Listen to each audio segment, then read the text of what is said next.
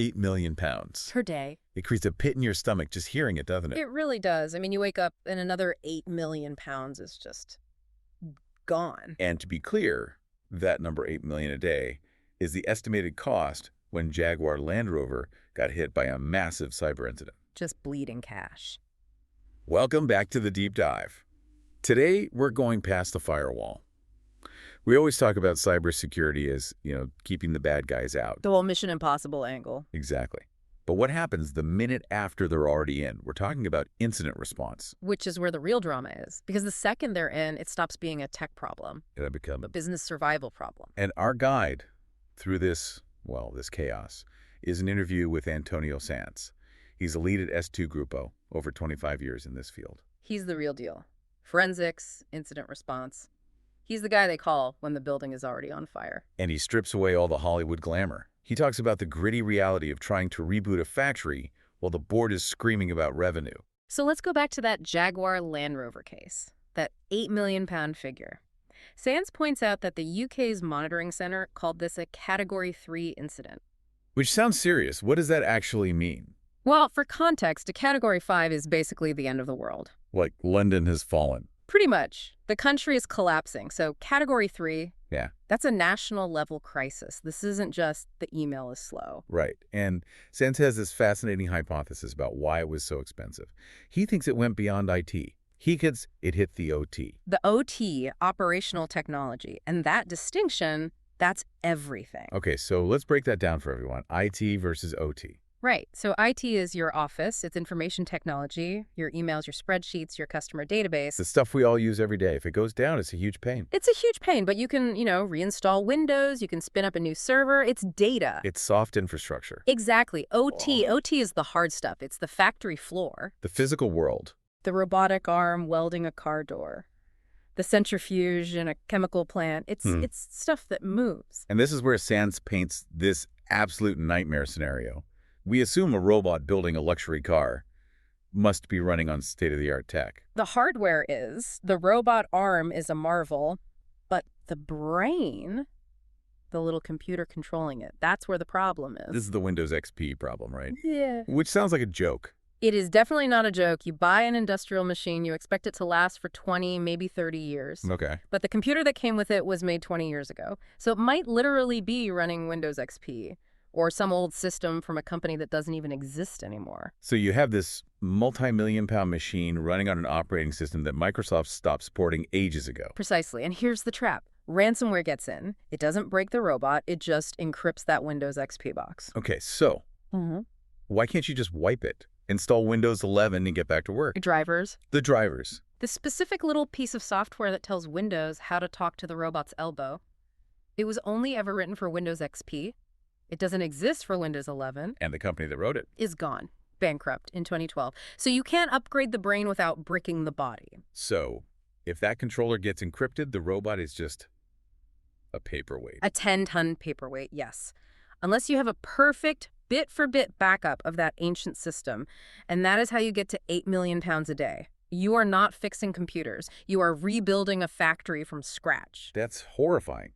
It's like a Formula One car being controlled by an old Game Boy. And you can't get a new Game Boy because they stopped making them. So who is doing this? Who's hunting these fragile giants? Well, that gets us to the business of ransomware. And Sanz is so clear about this.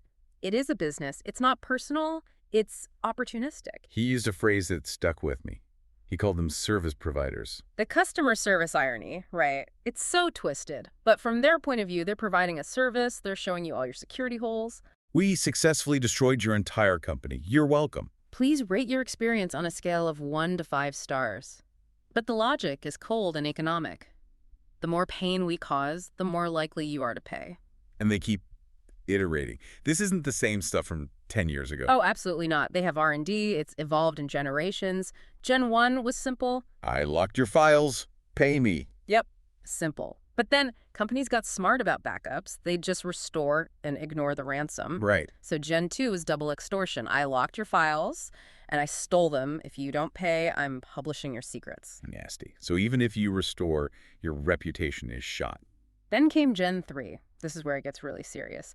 They actively hunt and delete your backups first. So you go to your safety net and the net is gone. Just an empty folder. And now we're in Gen 4, Gen 5. This is psychological What warfare. does that look like? They'll email your biggest client. They'll call your suppliers. Hey, just so you know, your law firm got hacked. We have all your confidential files. You might want to call them and encourage them to pay us.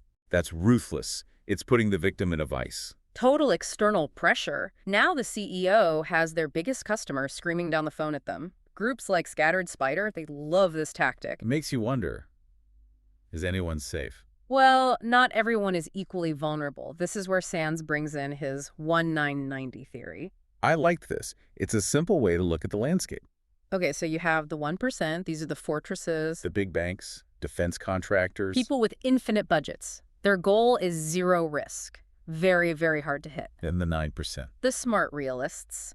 They have a budget, but it's finite. They have good awareness. They protect what matters most, and they assume they might get breached, so they have a good plan. And that leaves. The 90%.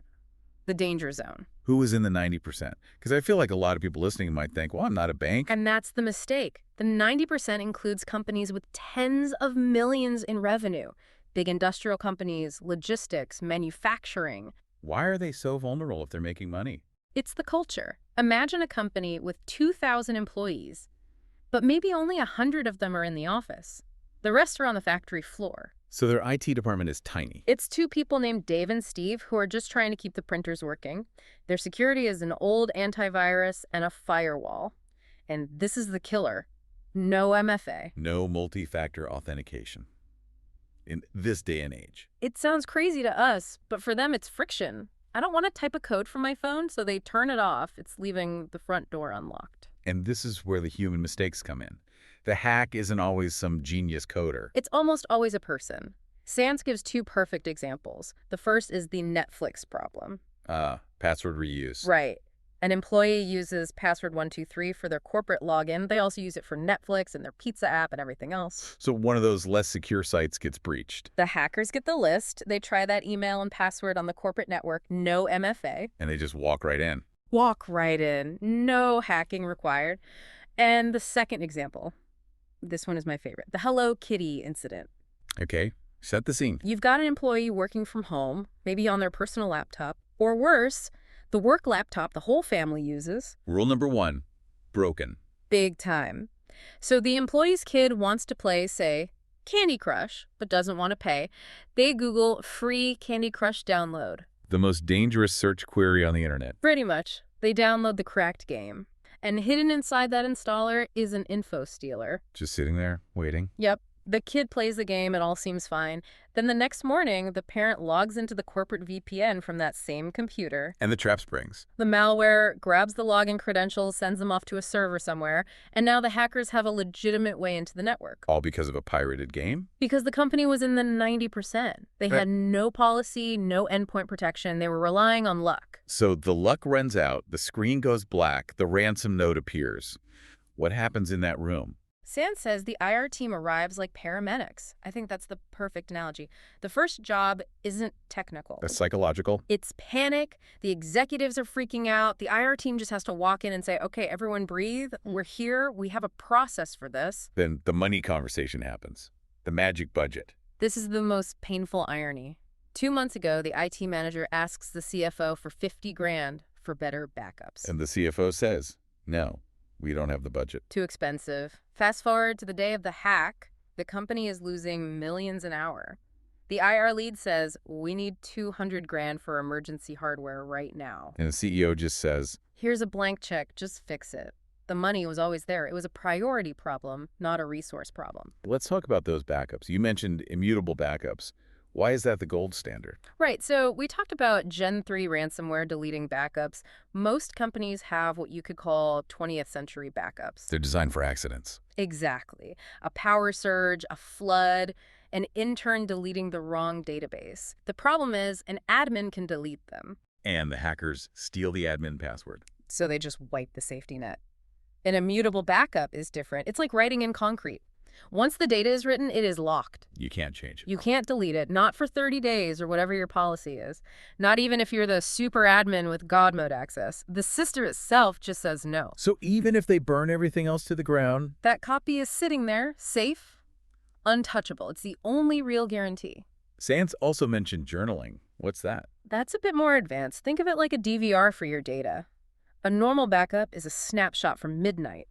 If you get hacked at 4 p.m., you've lost a whole day's work. Which could be a disaster. Journaling records every single change as it happens.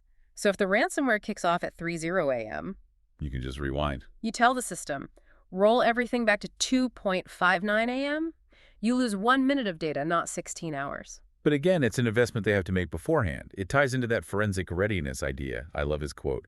Miracles are for lords. We need evidence. It's the frustration of every investigator. They show up to a crime scene that's been completely wiped clean. How does that happen? Default settings. A company buys a firewall. The default setting is maybe to keep logs for 2 hours, then overwrite them. 2 hours. So if the hack happens overnight. By the time you get into the office at 8 a.m., the evidence of how they got in is gone. Forensic readiness is just checking those settings before you need them. It's the boring, unsexy prep work that saves you. It is the whole ballgame. Okay, before we wrap, we have to talk about AI. Is it going to replace Antonio Sanz? Not yet. He's very much a cautious skeptic. He says you just can't trust it to lead an investigation. The hallucination problem. Exactly. In forensics, you have to be 100% accurate. You can't have an AI inventing a file path that doesn't exist. You'd waste days chasing a ghost. So it's useless in a crisis. No, it's a great junior assistant. It's amazing for triage. So say you find a weird command in the logs, something like potato.exe with a bunch of random characters after it. Potato.exe sounds suspicious. Usually, yes, but you can paste that whole command into an AI and ask, what is this trying to do? And it acts as a translator. Instantly, it'll say, this is a known script that tries to connect to this IP address and download a payload. It helps the human analyst work much, much faster. It's a tool, not the detective. A great distinction. So if we had to distill all this, Yeah. what's the big takeaway? The big shift is from prevention to resilience. For decades, it was all about building a higher wall. But the 1990 theory shows us that for most companies, someone's eventually getting over that wall. It's not if, it's when. Right. So the new measure of success isn't, did we get hacked? It's, how fast did we get back up? Did it take 4 hours or 4 weeks? And it's about not being in that 90% who are just relying on luck. Don't let your whole company get taken down by a reused password. So the thought we want to leave you with is this. It's 3 in the morning.